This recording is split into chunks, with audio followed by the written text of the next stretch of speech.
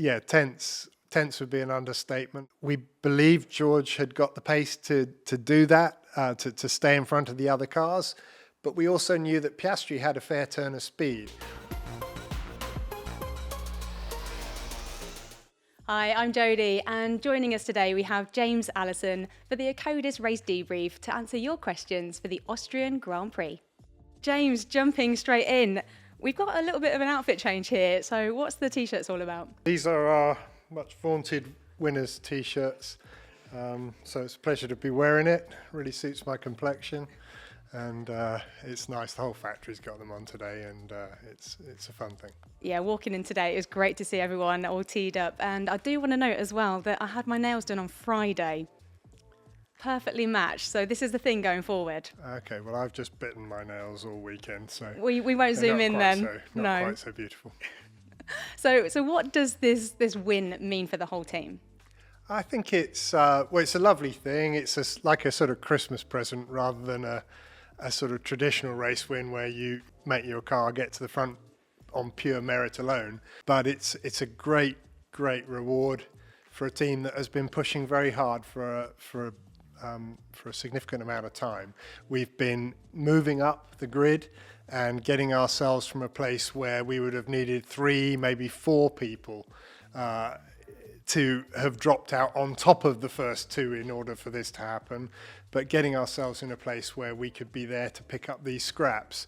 We're not where we want to be yet, but it's a fantastic shot in the arm for everybody here to have got this result. So what did we change from sprint into quali to try and find a little bit more performance? Really small things. We changed the rear wing level a little bit, changed the front flap angle just to try to get the car balance a little bit more where we would like it, changed the sort of approach to the qualifying session a little bit, tiny changes to the car, and you could see that the results in the main qualifying were not like night and day different to what we'd seen earlier in the weekend, but just the car a little bit more together, and the result okay.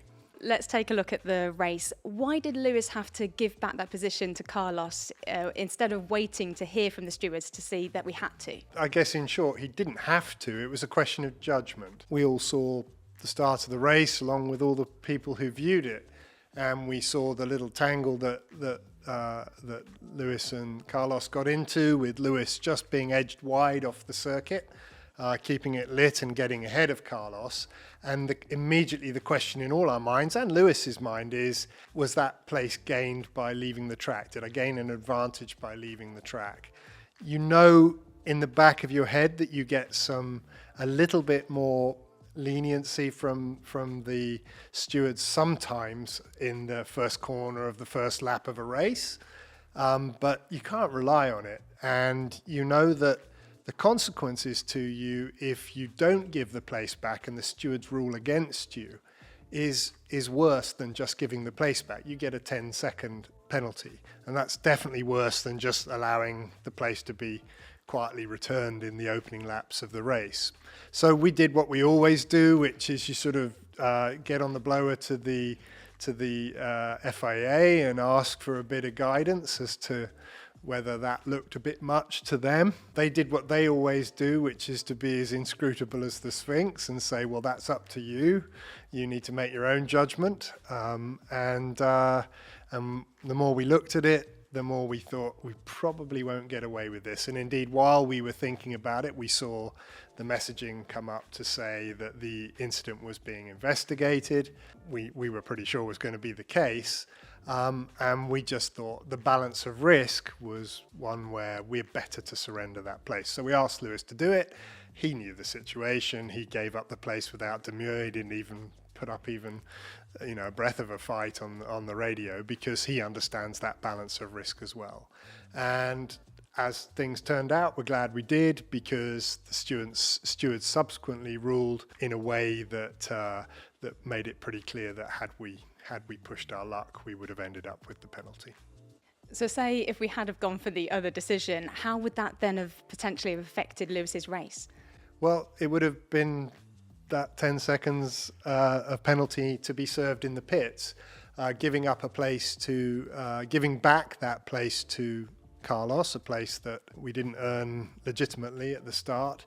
That cost a second or something like that. So 9 seconds of extra penalty to be served, and that could have had quite a significant impact later in the race. Now, as things turned out, with some of the floor damage to Lewis's car and the subsequent penalty he had for crossing the white line on pit entry, he could have served it and it wouldn't actually have made a world of difference. But early in the race, when everything was still possible, then it was clearly the right thing to do, to take the hit of going back behind Carlos, not incurring the wrath of the stewards, not getting a 10-second penalty, and fighting forward from that point. Sure, and talking about the floor damage as well as side pod damage as well, how much would that have impacted the overall performance for Lewis? Quite a chunk, yeah. He went over some gravel, it's very easy to do at that track. You just put a wheel half a tyre width wide and you can run it through some gravel, and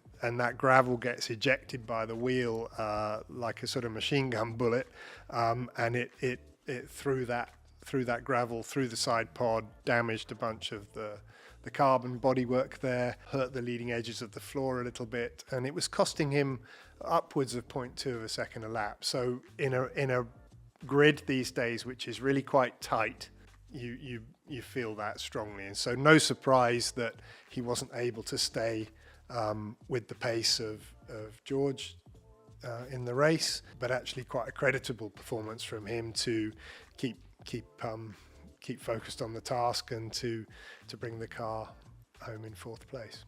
So staying with Lewis, why did we wait so long to put him onto the medium tyre? It wasn't really so long. It was a slightly extended middle stint, and extending at a point where the tyres were definitely not at their best. And I guess that's the sort of thrust of the question. Why would you leave a car out on tyres that would definitely pass their best, and where the leaders were pulling away from him? Why would we do that?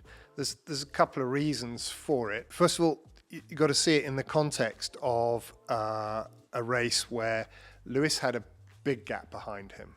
So he was not threatened from behind whatsoever. So the position he was going to finish in was pretty secure. And yet there was still opportunity ahead of him if things happened in the race to bring it to him, a safety car or something like that. So if a safety car had come out while he was still on his old, not so happy, not doing him any favours tyres, he would have got a really cheap stop. And that would have been a great thing, put him right back in the hunt on fresh rubber and able to really pester the cars in front of him. He would have been sitting really pretty. And even without a safety car, it presented him with significantly younger tyres in the last part of the race, tyres which, if anyone ahead of him got in any sort of difficulty, he would be able to come at them with a much larger performance delta by having these younger tyres. So it's the combination of having no threat from behind and therefore not risking anything by running on the older tyres,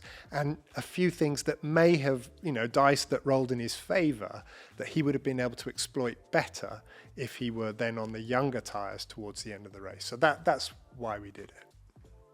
Now, James, we talked about nails earlier and how you spent the weekend biting them down. Yeah. But what was the general feeling in those final 7 laps, waiting for George to cross that finish line? Yeah, tense. Tense would be an understatement. We believed George had got the pace to do that, to stay in front of the other cars. But we also knew that Piastri had a fair turn of speed. We also had seen George not exactly flying on the hard tyre at the beginning of his stint, and we didn't know whether he was just sort of biding his time, saving his rubber, able to then push later on, or whether that was all he had to offer. And we were sort of trying to tease that out of him in the laps prior to Verstappen and Norris tangling, but obviously it became very real after they did, and George was in the lead, and then there was this insurgent Piastri behind, who looked like he had for a few laps had some significant pace, but happily George was able to lift the pace of the car. He did have pace in hand. We were able to see the car home safely, but for a few laps that was definitely chew them to the quick time on the nails, and a great relief when the car crossed the line in first place, and we heard George's yabba dabba doos or whatever it was he was saying over the radio. So we're bang in the middle of a very busy run in the F1 calendar. F1 is coming home. We've got our home Grand Prix next at Silverstone. Yeah. So what are you most looking forward to?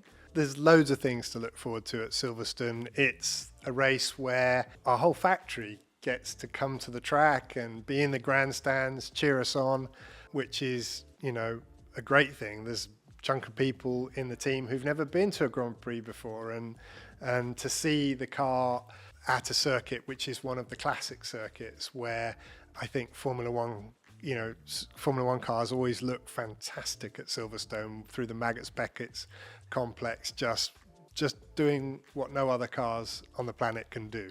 So there's that level of enjoyment, knowing that it's going to be appreciated by so many of our teammates.